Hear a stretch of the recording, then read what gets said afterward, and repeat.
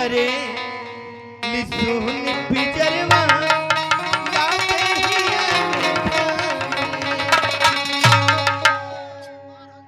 कि जब जब करे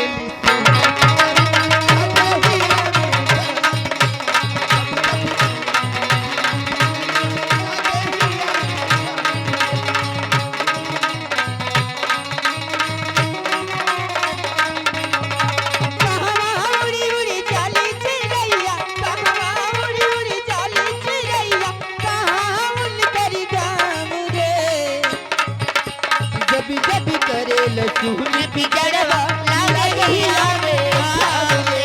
जब जब करे लहसुन पिजरवा लागे आवे आवे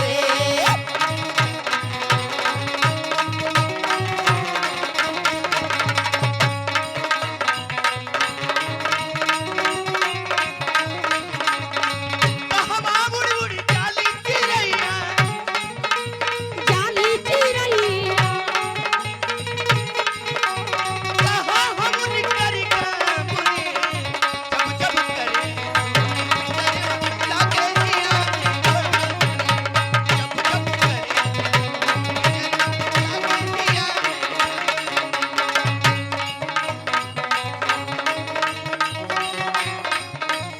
लेकिन कहना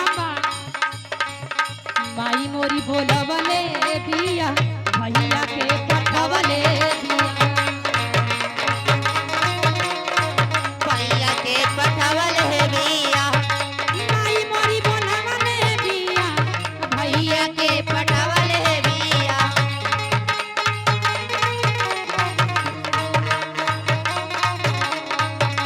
सुनाए रजऊ सुनाए बलमू किनी दाना हरिया नहीं हरी जाई बहो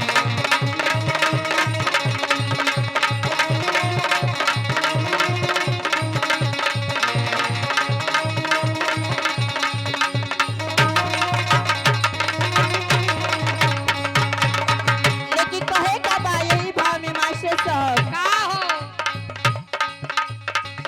माही पैदा मरने बिया